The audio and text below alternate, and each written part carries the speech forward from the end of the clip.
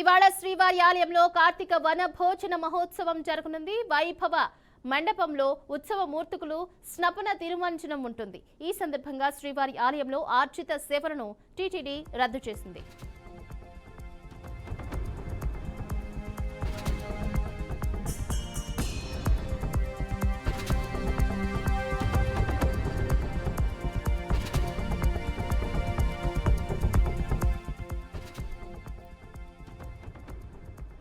ఇవాళ శ్రీవారి ఆలయంలో కార్తీక వన భోజన మహోత్సవం జరగనుంది.